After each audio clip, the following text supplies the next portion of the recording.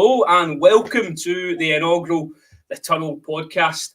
On 24 hours or so after England and Scotland, the home nations, announced their provisional squads ahead of Euro 2024, I'm joined by two men chomping at the bit to talk through all the selections and talking points. Tom Goffe, how are we doing? Yeah, I'm not too bad, mate. Thanks for inviting me on. Listen, absolute pleasure. If anybody's seen Tom's stuff on Instagram, there's the baggage bulletin. It's worth a look. And Connor from the Rangers Rabble. Connor, how are you doing, my man? Aye, not too bad at all.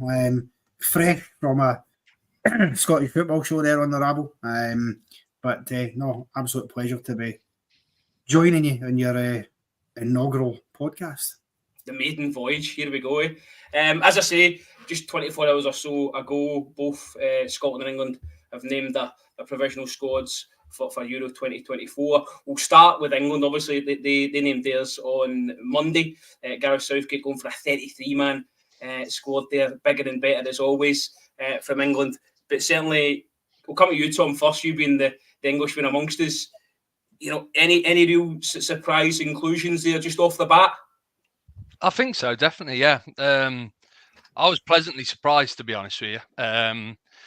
Been quite critical of Southgate over the duration of the qualifiers, like most people, for not incorporating enough informed players into his squads. And prior to the provisional squad being announced, I thought it was going to be very much of the same. But yeah, definitely a few surprise inclusions in there, and some players that I'm really pleased to see get a spot. So you say you're pleased to see some of them. Some names that jump out at me early on were Lewis Dunk, the boy, obviously at Crystal Palace as well. Adam Wharton, I've said his name right, getting in as well, and an absolute barrage of firepower up top. Yeah, I think the ones I was most excited about, to be honest with you, were the Crystal Palace lads. Crystal Palace have been, in top form, haven't they, of late in the Premier League? Finished the Premier League season in fine form. And there's been a lot of calls for, Wharton in midfield, young lad who they brought in. I think it was in January, wasn't it? They brought him in from Blackburn, and he's just made the step up absolutely effortlessly. He doesn't look out of place in the Premier League whatsoever. And Eze, I've been a big fan of Eze ever since he was playing for QPR. Like you touched on at the start, I'm a big West Brom fan. Championship football is my bread and butter, and he was absolutely fantastic when he was at QPR in the Championship, and then kind of followed him into his career with Crystal Palace, and he's been in scintillating form for Palace as well. So I was really glad to see those two, and those were the biggest surprises for me. I know you touched on Dunk, but I think he's been in a few England squads already, hasn't he? But those two, I think they were the biggest surprise out of the provisional squad. Connor, when you're not donning the light blue jersey of Glasgow Rangers, you can be often seen in black and white in Newcastle, am I right? Absolutely, yes, indeed. So Anthony Gordon getting in the squad, that's something that'll probably get you off your seat, and he can certainly add something going into the Germany tournament. Absolutely. Listen, Anthony Gordon's a top-class player. I think he's sort of his time at Newcastle. He came in because what he was doing at Everton, and he was a key man for them. It was a blow when they lost him, but he's come into us, and he gets better almost every week. And I think he'll add to that England lineup, no doubt. He's got blistering pace. He's not afraid to take players on, and he does have a bit of a wand for a right foot on him as well. So you've got, I think he's well worthy of his position in there. Obviously, Callum Wilson was the last England squad. He's been in a few, but obviously he's not made this one, understandably, because you look at the wealth of talent in that forward area. It's scary, but Gordon more than merits it. He did miss the last game there with an injury though, so I don't know the status on that. Well, he did say, to be fair, and it shows the hunger. In his interview after that, he said that basically, don't worry, I will absolutely be fit for the Euros. So he's obviously he's keen to be there as well, which I think is also important. Absolutely. No, you make some great points about Andy Gordon. Now, I do want to do a deep dive if we can. I'm not going to go through name by name or play by play, but Tom, the goalkeeping situation for England could be the only sort of chink in the armour, I would say, when it comes to that England squad, because let's not beat around the bush, and Connor, I'm sure you'll agree through gritted teeth that England are the favourites probably going into this tournament, as we mentioned before. It's just, star upon star upon star, and we'll touch on later on about the omissions. Those guys could fill a squad on their own. So, Tom, the goalkeeping situation, they've gone for Pickford, who's obviously probably going to start. Ramsdale, I think he's played maybe a handful of games for Arsenal. And then you've got Dean Henderson and James Trafford. Yeah, I think, I am. When it comes to Pickford, I'm one of these who, not too sure about Pickford. Never have been, to be honest with you. I think he's England's number one because his distribution's absolutely. I think his distribution's top drawer, isn't it? And I think that's why he gets picked ahead of others. But I do think he's definitely got a mistake in him, hasn't he? I just think back to that game against Belgium recently where he made a couple of mistakes, and he struggled. But like you've just touched on, the other keepers that have been called up, Ramsdale hasn't been playing for Arsenal, lost his place to Raya, didn't he, quite early on in the season. Trafford, he was dropped from Burnley. They were shipping too many goals. He got dropped to the bench. And Henderson, I think Henderson only started playing about midway through the season because there was an injury to Sam Johnston, who's obviously another England goalkeeper. I think you're probably right in that the goalkeeping department is probably the weakest area of the squad. And like you said, it's a given that it's going to be Pickford. I'd be worried that, if something happened to Pickford, who's coming in there to fill in for him. Well, Connor, the elephant in the room, who's coming in to fill in for him? Jack Butland, what's happened there? Gareth Southgate took his freebie to the Old Firm at Ibrox, the 3-3 colossal game, best game of the season. He took his freebie, came up to watch Jack Butland, and he's been absolutely nowhere near it. And I know you're going to put your Rangers allegiance to one side, but it's scandalous when you see the other names in that squad. Well, I mean, listen, I've got two gripes actually to pick with a goalkeeping situation, if I'm perfectly honest with you. But I don't understand. Listen, Dean Henderson and Pickford, I get, right? I do understand that. Pickford's been the number one for England, and for all, I agree with everything that Tom said there. He is a keeper who he does seem to produce big saves in an England shirt quite often, and you've got to give him that. And he wears his heart on his sleeve in these tournaments. And sometimes you need a bit of that fire in your belly, and he's got it. And Dean Henderson again, he's one who's been playing well at Palace and more than merits his position. When I look at James Trafford, how does Gareth Southgate put more value on a goalkeeper who's a number one goalkeeper for a side who, have been relegated, have shipped far too many goals in the season? Not all his fault, I'm not saying he's a bad keeper, versus a keeper like Jack Butland, who has produced absolute world-class saves and has had, in my opinion, the best season he's had in a long time because he's been given a proper opportunity. I know he's played in Scotland, and that's part of that. I don't know, is it a snobbery around the Scottish League maybe? But he's also turned up in big moments in Europe for Rangers, which is something that James Trafford hasn't even experienced. So you're looking at big players who get that big game experience as well in that situation. I also have to say I'm disappointed Nick Pope hasn't made it. I appreciate he was out with an injury with his shoulder, but he is back and he is fit, and he's been fit for a couple of weeks. The only reason Eddie Howe has held off from playing him until the final game was just simply because Dubravka's been doing okay, and you don't want to throw a player in straight away. But with the Euros still, a good 5 or 6 weeks away, I wouldn't have seen any reason not to have him in that mix, which he usually is.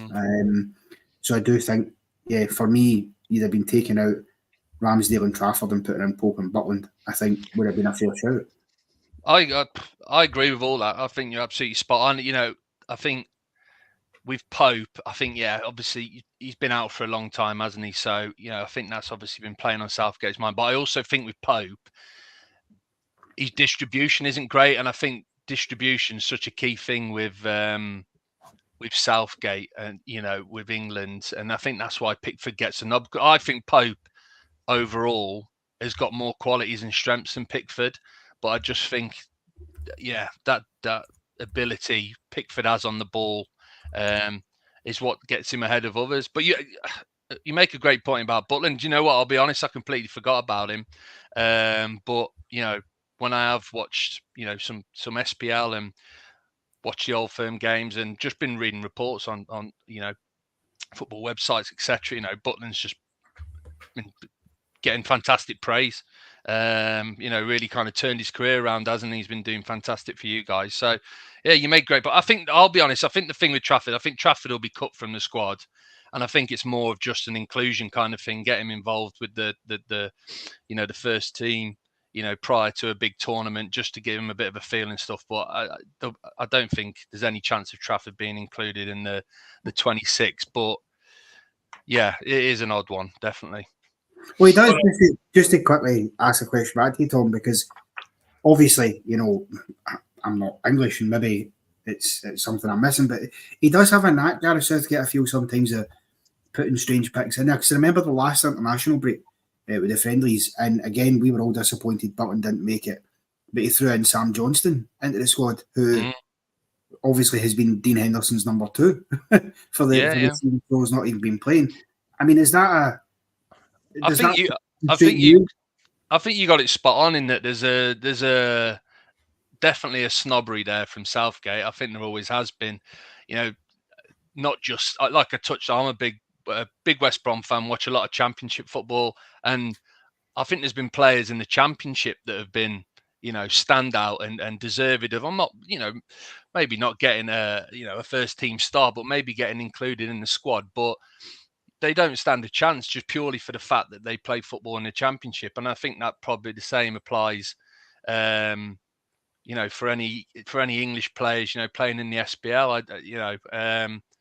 It's unfortunate, but I definitely think you're right in that there's some, like you said, snobbery, I guess what you call it. I just think he sees it as a lesser standard of football. The Premier League's up here, and the players have got to come from there, kind of thing.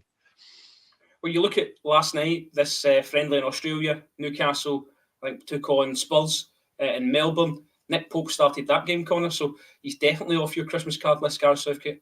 No Nick Pope. He is, yeah. And it was actually this morning at 10:15. Last night in Australian time, but in British time it was 11:15 this morning. And Newcastle won the most pointless penalty shootout you've ever seen in your life. Man.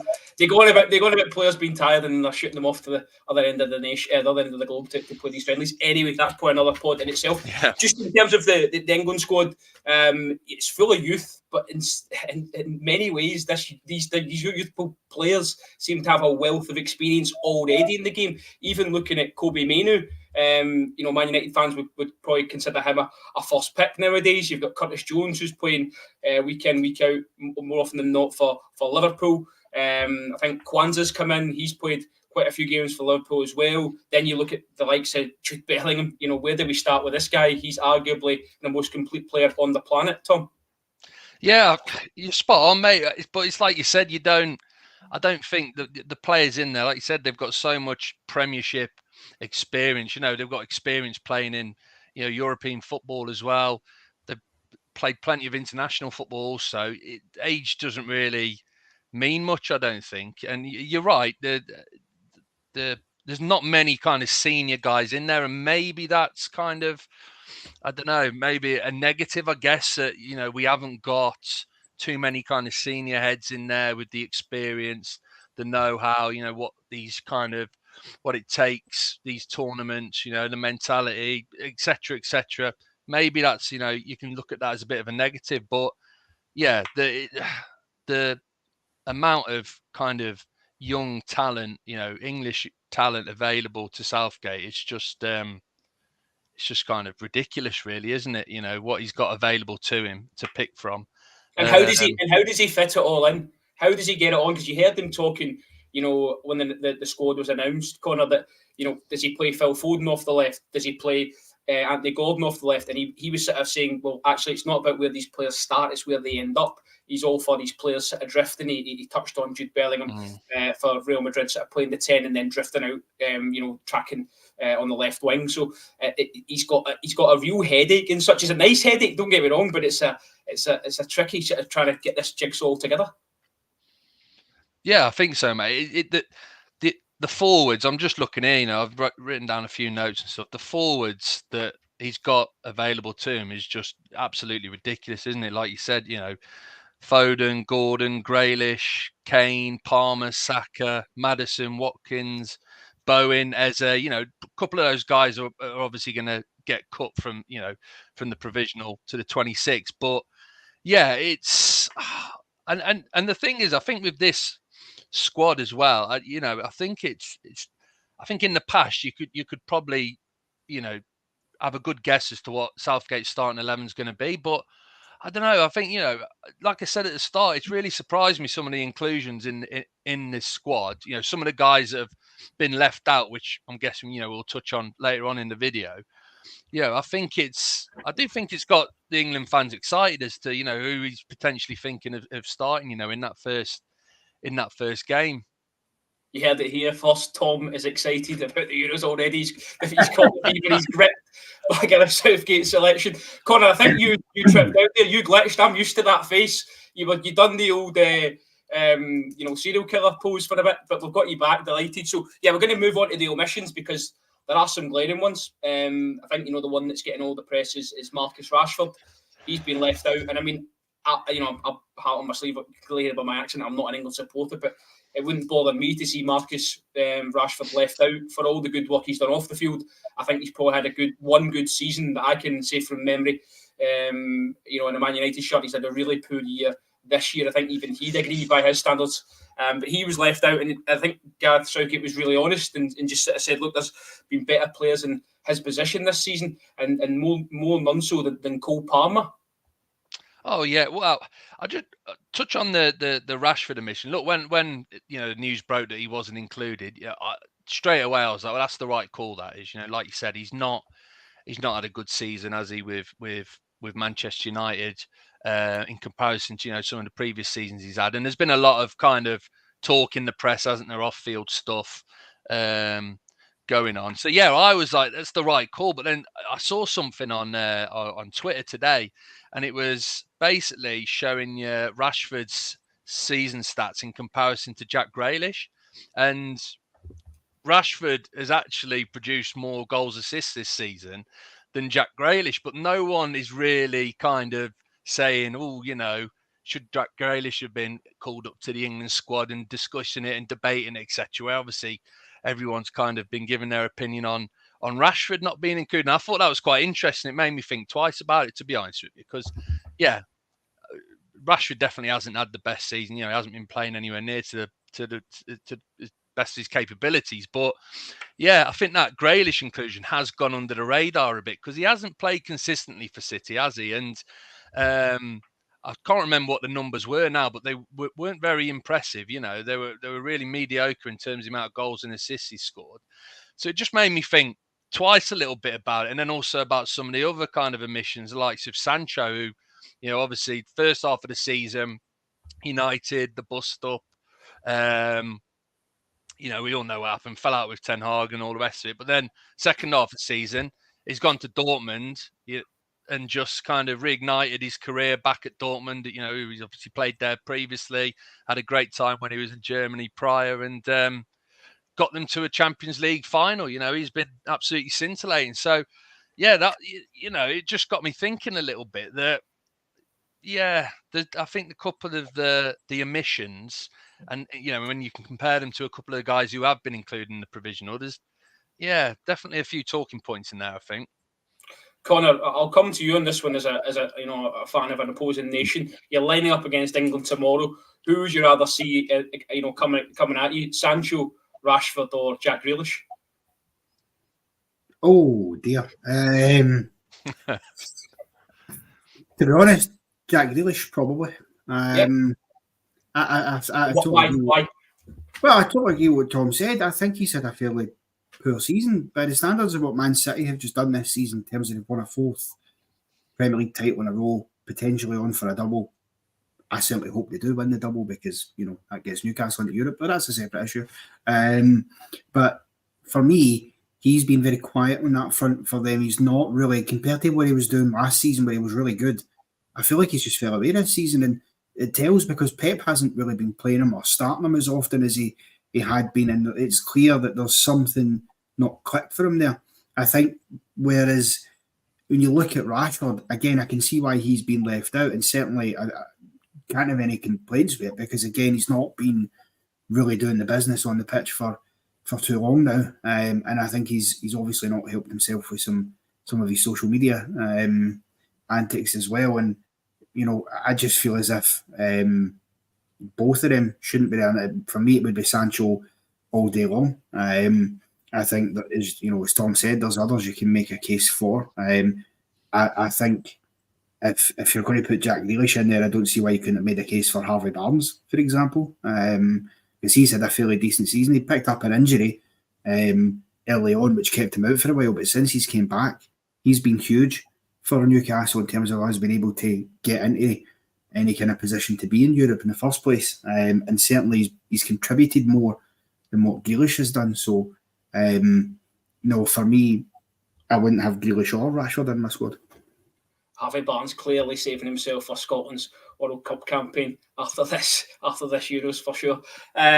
Okay, then just final word then, Tom, on England selection. It was interesting to hear Gareth Southgate said it's been probably the most complicated selection he's ever had to do because he's had players coming with unknown injuries. Now, not saying he didn't know what the injury was, but in terms of not knowing how long they're going to be out for, players still with games to play. There's an FA Cup final still to play as well.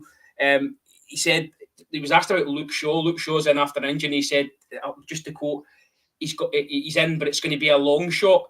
Now you do feel that this 33 going down to 7, there is room for manoeuvre in terms of players getting in that you may not have thought were going to get on the plane. He also said about forwards, he didn't think he was going to take too many because he said, and I quote, strikers need a lot of love. They need to feel special. If you don't give them that, then you start to get a problem. I thought that was quite interesting from Southgate. Yeah, I think you make a good point with Shaw. I was looking at, prior to this chat, I was having a look at the squad, and he's the only left back we've got. And I'm really surprised that he hasn't taken Chilwell. Just as another left back because, Shaw's the only out and out left back in that team. I know Trippier, who's in the 33-man squad, can fill in at left back and do a good job. But Trippier is obviously much better on the right hand side. I was surprised not to see Chilwell's inclusion. Again, he hasn't had a great season. He's had a few injuries, hasn't he, at Chelsea? And Chelsea have had a really mediocre season. But it does worry me a little bit that, like you said, Shaw, his fitness is up in the air a little bit still. It's not a given he's going to be fit and ready for that first game. And the other kind of most experienced left back, in England at this moment in time, Chilwell, he hasn't even made the provisional squad. So, definitely, a bit of concern there. I agree. And what was the point you said up front, mate? What you just? He just sort of said that he wouldn't be taking lots of forwards because he felt forwards need to sort of feel love and feel special. If he takes too many, it could cause a problem. Yeah, well, you know what? I was kind of, obviously there's got to be 7 cut from the squad, hasn't there, to trim it down to 26. And tell me you've trimmed it down. Tell me you're going to hit us with it. I've trimmed it down, mate. And, and this was what one of the players I think he's going to cut is Tony. I honestly do, because I think he scored in the last game against Belgium. I know he did, but he's had a poor finish to the season. I think he's gone 11 games without a goal for Brentford. It's his worst kind of goalless run, I think, since he joined the club. And again, Brentford. Stat, by the way, that's why we're here on the Tunnel Pod for stats like that. Absolutely love it. And Brentford have obviously had a bit of a poor season as well, haven't they? So I think Tony might be one that he cuts. Just looking at others and how he sets up and all the rest of it. And I think the 2 strikers he'll take is Kane. We all know Kane's obviously going to be starting every game if fit and available. But then I think number two's got to be Watkins. You know, Watkins has been unreal. You know, it pains me to say it being a West Brom fan, but he's been absolutely unreal for Villa. You know, I think, did he finish highest goals, assists, or was he second behind Palmer? He was up there, wasn't he, in terms of his goals and assists? He was right at the top, and you know, the Villa obviously got Champions League football, so I think they're going to be his two strikers going into. I don't think he's going to take three. You know, I might be wrong, obviously, but I think he might cut Tony from the 26-man squad. So who were the 7 that you had dropped, Tony? Well, this was the 7 I went with. You know, I like I said at the start, Trafford. I think he won't take Trafford. In defence, I've gone for Quansah from Liverpool because, yeah, you know, he's called him up, but he hasn't got any senior squad experience. I don't believe. I was trying to kind of clarify that before. That's right. That's right. Yeah, he hasn't got any senior England experience.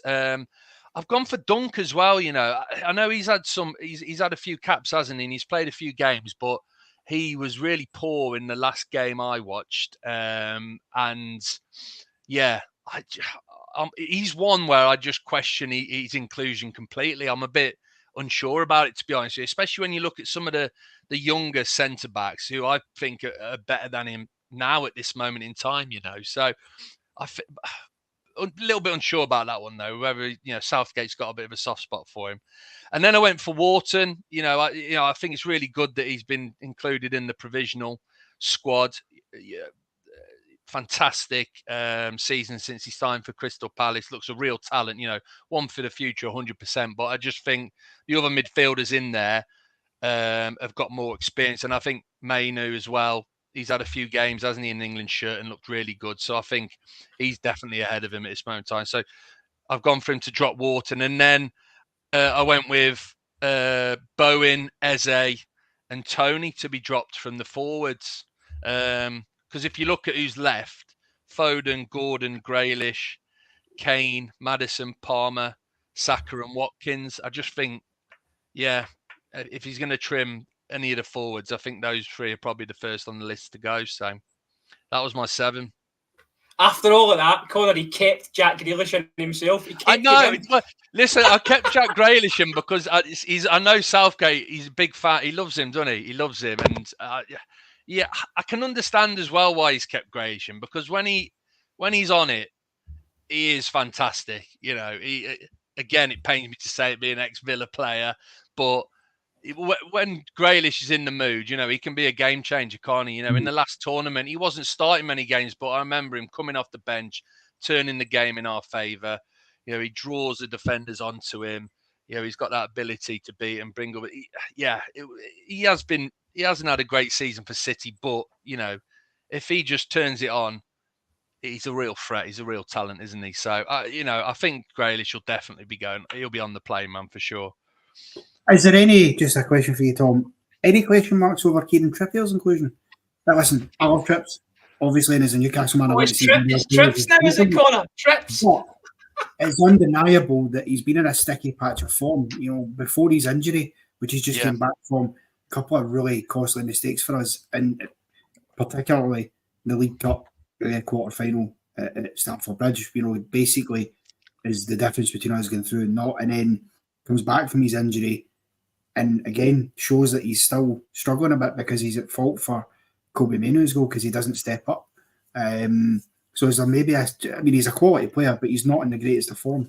Yeah, I think so. I think he's definitely one that could, you know, is potentially in that mix of potentially getting cut. I just think this is just my take. It's just, again, I kind of said earlier on in the video, I just think this squad is lacking some experience. You know, some guys in there who are kind of, you know, kind of in their prime. You know, they've been there, they've done it, they've got experience. I just think you've got to get that mix right, haven't you, with a squad of you know, youth players, you know, but then some older heads, some guys, like I said, have been there, done it, know what it takes in these tournaments, who've got the experience. And I just think he fits the bill. He's one of the few in there that, yeah, he's got plenty of experience, played in tournaments previously. You know, he's obviously played over in Spain for Atletico Madrid, you know, got a lot of experience. So again, I could understand like Grealish, he's not had a great season, but I could understand why he'd be included in the squad. Okay, we will draw a line under England there. Listen, they've got 2 friendlies, Bosnia, Herzegovina up at St James's Park. I like how England do that. Actually, they have 1 friendly in the north, and then obviously they have their farewell in the south. That'll be at Wembley against Iceland before they move to, I think it's Gelsenkirchen for the first game against Serbia. Then Denmark, followed by Slovenia. So you'd probably predict England to progress there with a full house of points. But listen, we'll be back for match reaction during the Euros, so do stay tuned and we'll come back to you for that one. But Connor, Steve Clarke today, he announces his 28-man squad. 5 lighter than England. That's probably due to population and selection issues. We've got a bit less people to choose from up north. But yeah, 28-man squad for Steve Clarke. And some, but not some wild inclusions, but you've got Ben Doak uncapped, Rob McCrory, who's been in squads before, uncapped, and then the return of James Forrest. Yes, absolutely. And I don't want to bomb on Trumpy here, Robert. But I'll let you. I absolutely called the return of James Forrest. You will recall we had a chat on a pod that we done during one of the international breaks. I think possibly the last one, might have been the one before that. And I said that if James Forrest got back fit and he managed to get a run in the Celtic squad and get form, that there was every chance he could sneak his way in to that Scotland squad. And lo and behold, that is exactly what has happened. I also thought that Elliot Anderson might have been a shout in there, but he just misses out. Which surprises me, because given that he could name more players, why not just name Elliot Anderson anyway and take him and at least get him embedded around what the camp is about? But certainly, Connor, you know as well as I do, something happened on that last camp. It's like Bryn and the nephew, where they can't talk about what happened on that trip. That's like Elliot Anderson and Steve Clarke, where they can't talk about what happened because clearly he left the camp. There was rumours that he'd said didn't quite like the training. I think once you cross Steve Clarke, you don't get back in.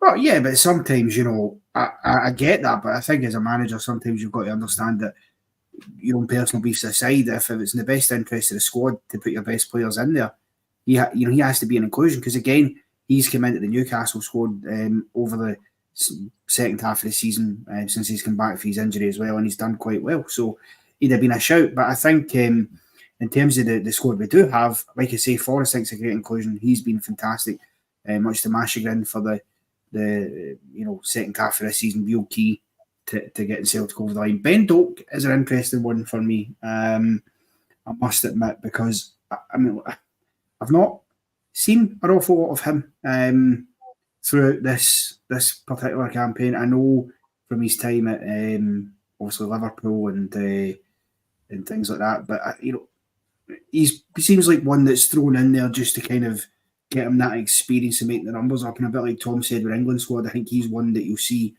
probably trimmed. We've only really got 2 places to trim because you take a 26-man squad. So, but I think he'll probably be one of the ones that will depart before the Euros in terms of. I'm going to jump in there, because just to play devil's advocate, Steve Clarke was actually probed on Ben Doak, asked why he was brought in and included into the 28-man squad, having not been capped before. And he said that he brings pace, something that we don't have a lot of in the squad, Scotland.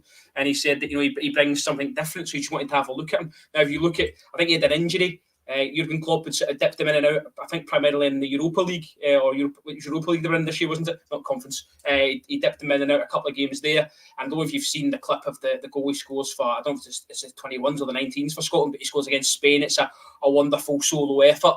I think that really propelled his trajectory to people that didn't really know him and put them on his radar. So I think he may actually go, a bit like Theo Walcott did all them years ago under Sven. He's a 17-year-old, a relative unknown on the international scene. I think Ben Doak goes just the way Steve Clarke was talking about him. He had a big smile on his face, maybe not as much a smile he had as when he was talking about James Forrest, but I just think Doak, just the way he said, he offers pace, and that's something we've not got in the Scotland squad. No, I can see that. I think, listen, it could be a Sven-Goran Eriksson, Theo Walcott type situation, absolutely. And that was a real breakout for him, and this could be it for Ben Doak. I just feel like he's made 5 professional appearances in 2 years. That to me it's not it doesn't build that experience that you need to go to a tournament like the Euros. I appreciate he's done okay under 21 level and stuff like that, as you mentioned. But for me, this is a tournament where, for Scotland anyway, this is about, can we go one better than we did the last time? Because the last time, you go out in the group stage and basically it was a case of we haven't been there for so long, we're just so happy to get back. Now, well, okay, we've got back, we're back again. Let's go and see if we can get out of the group, because you finished third. If you can beat Hungary or Switzerland, or even cause an upset in the opening day and beat Germany, then you're in with a shout. So I don't know if Ben Doak's the kind of player you take with you to do that job, particularly when you look at the other attacking options with Dykes and Adams and Shankland. For me, those are all in front of him, including James Forrest. I was just going to jump in because Rob, I obviously said to you when we were talking beforehand that, I was asking you who this lad was. And then afterwards, I was just kind of looking at some of your omissions and stuff. And one of them I saw Conway, the lad at Bristol City. Is he? I just wanted to see what you guys, what your take was on him, because in the Championship, like I said, watch a lot of Championship football. He's had quite a productive season. He's a young lad. He's obviously played a lot more football than it sounds like this lad do. Do you think maybe he's been a bit hard done by this lad being included ahead of him, perhaps? Well, listen, Ben Doak is, a prodigy. He'll be well known within, the national team walls, as it were. Especially down the ranks, I say, at 19s. I don't know if he played 21s or 19s. I need to double check that. Somebody come in the comments if you can. But certainly he'll be known within the walls of Hampden. And I think as well, Jurgen Klopp will have a lot of good stuff to say about him, which probably carries a lot of weight. And I just think it's that element of surprise. If you're maybe, 0-0 with 10 minutes to go against Hungary or the Swiss, and you look to your bench, and what do? You throw in this young man who has got a lot of pace, is been described, and he's probably, not got that fear. He'll go on there and impose himself into the game, and I just think that's an element of surprise as well for the opposition, because they won't know much about him either. Yeah. Connor, would you agree there? I mean, yeah, but I think you could argue the same things about Conway, and the difference being that, which tells you he must have something about him. At 21 years old, he's got 86 professional appearances to his name.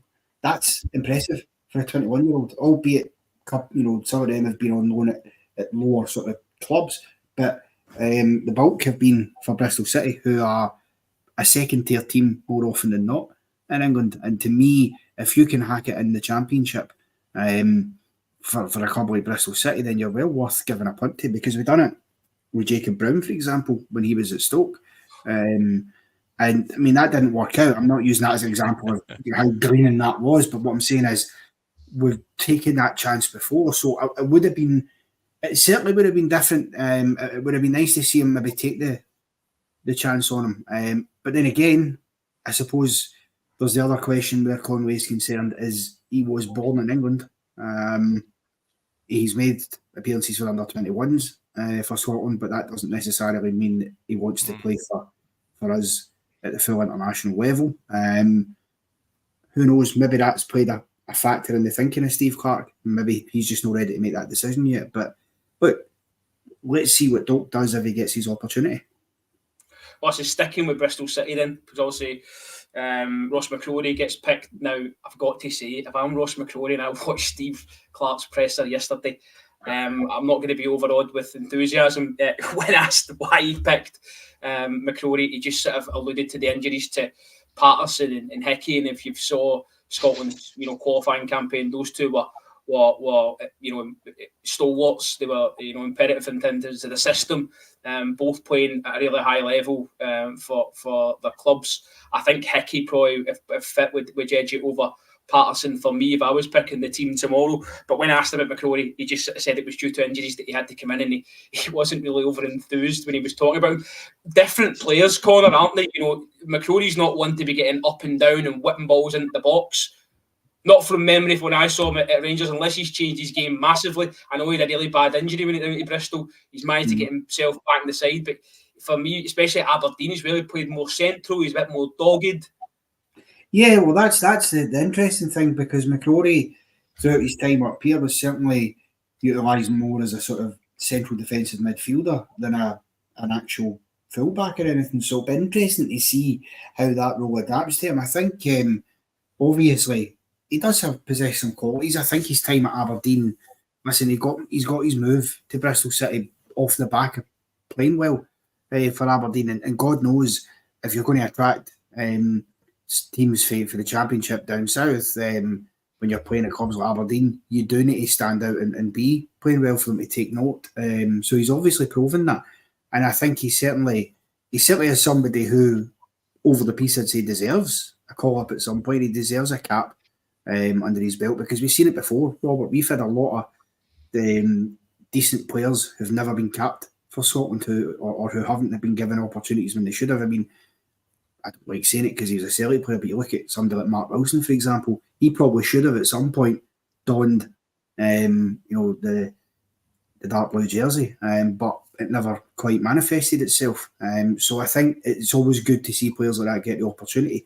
And actually, I mean, depending on how he works it, there's a real sort of SPFL core to that group of in there just now. When you look at, or really a real Aberdeen core, because obviously you've got Scott McKenna in there as well, and then who I think is another one. He gets pilloried sometimes by Scotland fans. Some Scotland fans don't like him. For me, I think he's a really decent defender who deserves to be given his opportunity in the squads, because he's done okay when he's been asked to come on. He's maybe not lit the header alight, but I think he's done enough. I will say that out with Tierney, Robertson, maybe Greg Taylor and John Souttar, it isn't the strongest list of defenders in the world, and it is a cause for concern, because Robertson and Tierney in particular, they're the two standouts, but their qualities are very much going forward. You know, Robertson gets up and down that line brilliantly well, but can on occasion be caught out, and Tierney's similar. So that's the cause for concern, because when you're playing teams like Germany and even Switzerland and Hungary, that's what they look to do. They look to exploit that. So I hope we can maybe, get the right combination of them together to at least get out the best back line that we can.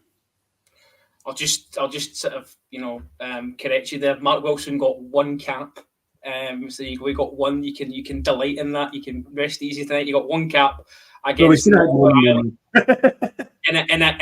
nations cup. What are they calling it? I think that's when when the home nations all played each other. And he replaced. Can you guess who he replaced? A former Rangers player. Christian Daly. Phil Bardsley. Remember him? Oh, Phil Bardsley. Fair enough. Yeah. There you go. Yeah. There you go. Was that the Nations Cup that all the home nations apart from England took part in, because England sort of tried to big boy us and say that they were too good for it? Well, listen, fair play to them. It probably helped us get up the rankings a wee bit, so we'll tip our cap to them for that one. But yeah, Mark Wilson did get a cap, so let's not do him out of one here tonight. So, okay, then, you've touched on their defence being maybe our Achilles heel, but Tom spoke earlier on about England's goalkeeping, headache. Scotland have got one as well, in the sense that, who does he leave out? Because all of these guys have featured. Angus Gunn's definitely going to go and start. You've then got 41-year-old Craig Gordon, who, anything happens to Gunn, you'd think he was going to go in. So it leaves Craig Gordon's teammate, Zander Clark. I couldn't think of his name there. Share the same last name as I couldn't think of his name there. Zander Clark. Or, I've rumours that to believe, Ibrox-bound Liam Kelly. One of them's going to have to stay. I don't think it's that much a headache, if I'm brutally honest with you. I think it's Liam Kelly that stays. I think you've got to look at the course of this season. I mean, look, I say that. Technically, it should be Craig Gordon, right? But Craig Gordon, until he got injured, was Scotland's number one goalkeeper, had been for a long old time. You're stretching back to when McFadden was scoring that goal in Paris. Craig Gordon was in the sticks for us, you know what I mean? So he's been there for a long while, and he always, while he wants to be involved, he's always going to get in there. And I think, listen, having his experience there will help, particularly the likes of Clark and Gunn, who are newer to the international fold, albeit Angus Gunn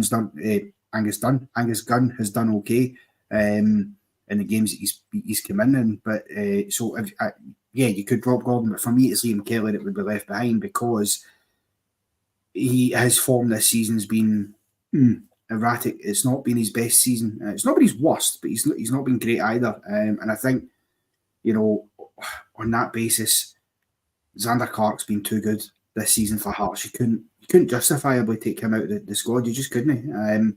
It's the same reason why Craig Gordon's only played the cup games for Hearts, because even though he's come back from injury and he is Hearts' #1 keeper, Stephen Naismith couldn't justify dropping Clark with how well he's played. Angus Gunn, I know, never quite worked out for him in terms of the playoffs at Norwich. But make no mistake about it, he was a large part of the reason that Norwich got to the playoffs in the first place. So again, you wouldn't be dropping him. So yeah, unfortunately, Liam Kelly has to make way for me. Tom, you'll have seen a bit of Angus Gunn this season. Yeah, I was just going to jump in. He's been fantastic. It was a bit unfortunate because he had a bit of a mare in the second leg of the playoffs. I don't know if you guys watched it against Leeds where they got battered, and I think he was probably at fault for the first couple of goals. But then he made probably about 4 or 5 top class saves in that game. It could have been a hell of a lot more if it wasn't for him. And yeah, every time I've seen him playing, when he played against us, he's looked a real solid goalkeeper. And I know there's been a few championship pages I follow on various social media have had him as their goalkeeper of the season in the championship, and he's definitely one of the best for sure. So yeah, I really rate him. I think he's a top goalkeeper. I say, Connor, I think it would be very Scotland of us if we actually take 4 keepers just to not upset the apple cart, because he only has to get rid of 2 in the squad. You could probably take a defender out and one of the forwards out and just go with the 4 keepers so it doesn't upset the harmony. You heard it here first. It would not shock me if Scotland take 4 keepers. Is that the norm with the guy? Like, this is what I was trying to. I always used to think it was 3 goalkeepers, but you normally take 3. You normally take 3. Yeah. There's no. The third guy's probably not even going to get a look in. I was going to say, yeah. It was another thing that Steve Clarke alluded to. He said when he was picking his squad, he was thinking about guys that probably only going to get a game, that he's going to need to be in a camp for 4 or 5 weeks.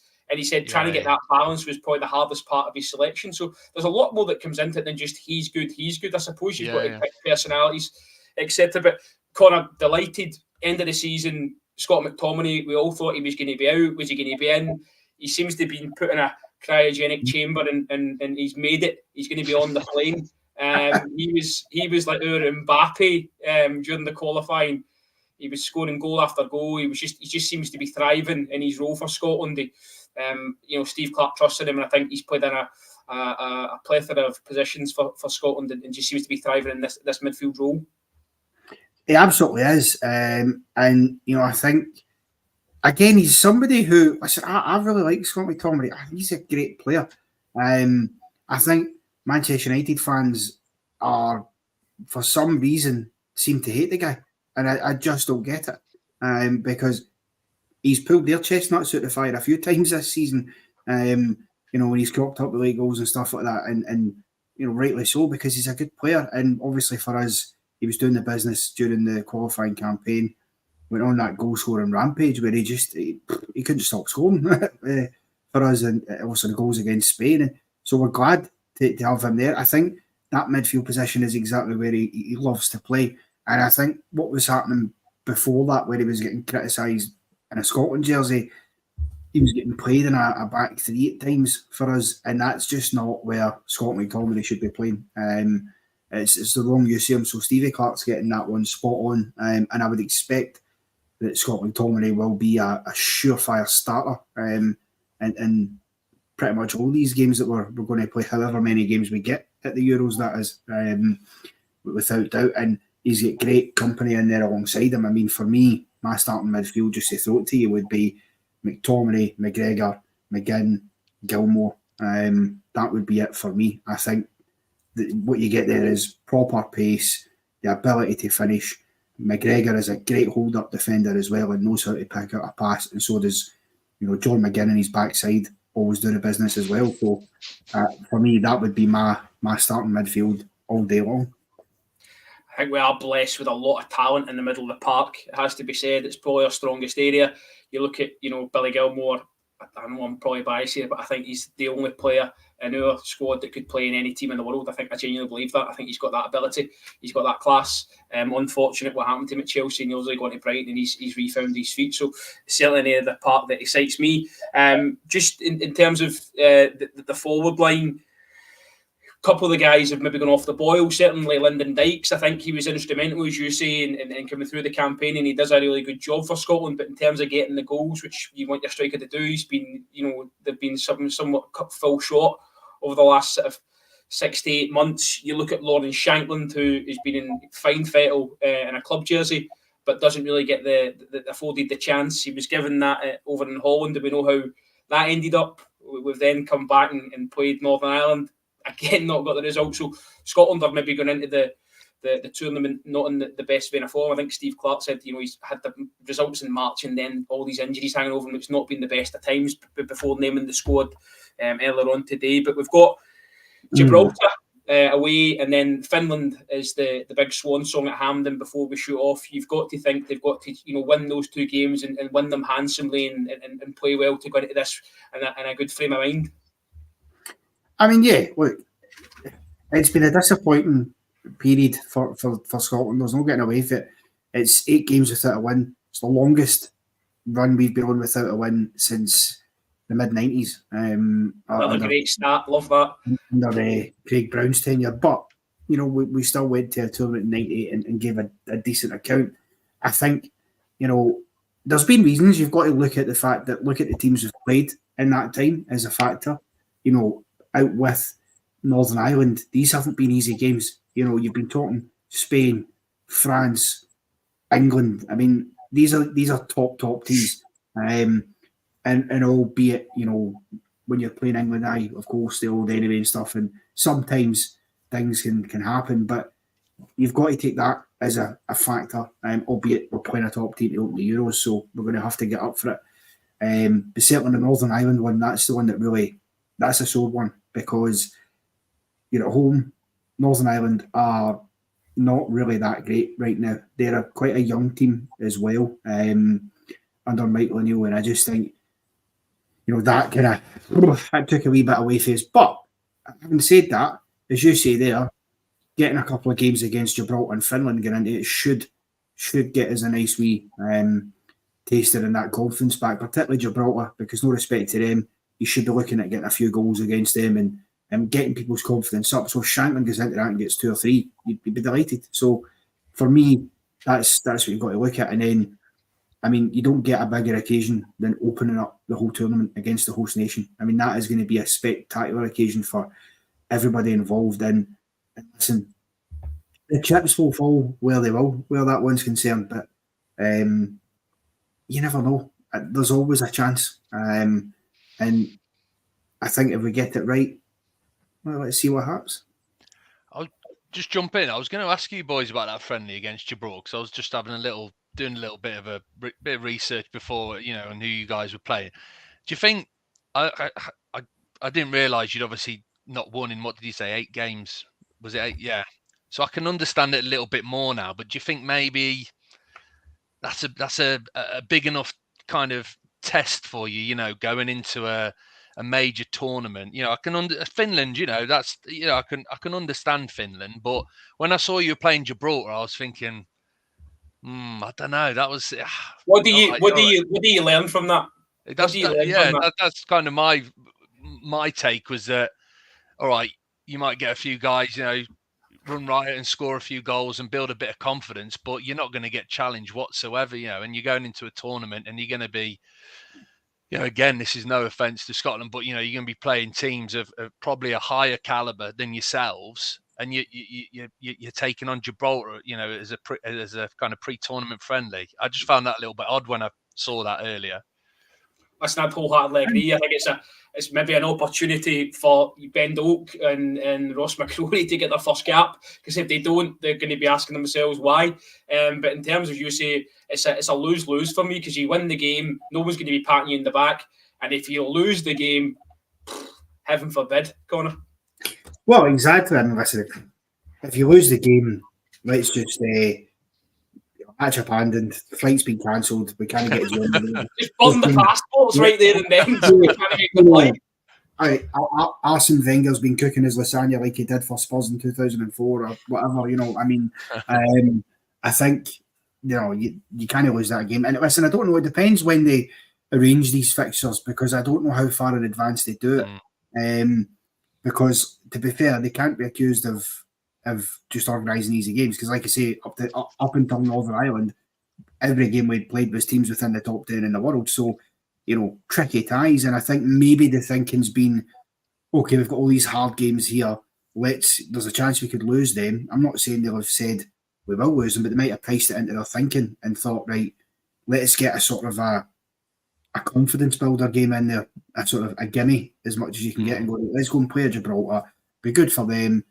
Gives us a bit of a chance to just go and unleash a bit and try and build confidence going into it. And then you've got the more tricky game against Finland, although I would still expect us to beat Finland. I can only think that's what they're thinking about. Although I would have liked to have maybe seen, you know, you don't have to go all out and go, right, let's go and play, you know, Italy or something like that. But would it have been madness to say, listen, why don't we get another game against Norway, for example, or, you know, one of the teams who have maybe just slightly not made it into the tournament that can give you a bit more of a challenge into it, because the teams we're playing are going to be tough games. You know, Switzerland, Hungary are no mugs, and we know what Germany can do, particularly in their own patch. Connor, I remember me and you jumped straight on to a podcast after the draw was made. You know, maybe we were high on just delight of being at this tournament, but we spoke, you know, about Germany, and we spoke about Hungary, and we spoke about Switzerland, and I think we had us at the quarterfinals at one stage, just for how you know, how high we were that night on all the adulation. But certainly, see now as the tournament gets closer, I don't know about you, but I start to, you know, really think about Hungary, who are a really, you know, slick side. I hope I'm saying his name right. Szoboszlai for Liverpool is the poster boy. Everything goes through him. You've got the Swiss who are always there or thereabouts. You know, since I was knee-high a grasshopper, they're always there at the tournaments. And then Germany, who we thought were going to be a bit of a wounded animal, if it just kicked on, they beat France. They look absolutely electric. So as the tournament edges closer, the size of the task grows bigger, as they say. But we will park it there, because I'm conscious of time. We're approaching now. We've done really well for our first chat, so I hope you've enjoyed it as much as I have. As you can see along the bottom of the screen, do follow us on X and TikTok in particular. So there's more content on there whenever we look. It's in particular loads of fan debate. We will be back as we edge closer to the Euros for more chat. Hopefully these two guys will come back on. I hope they've enjoyed it as much as I have. As I say, if you're watching this on the replay, get your comments in, like, subscribe, all that. That's how we try and get the podcast out there and get it grow legs. But Tom, thanks for joining. Connor, thank you for joining, and we will see you again next time. Thank you very much.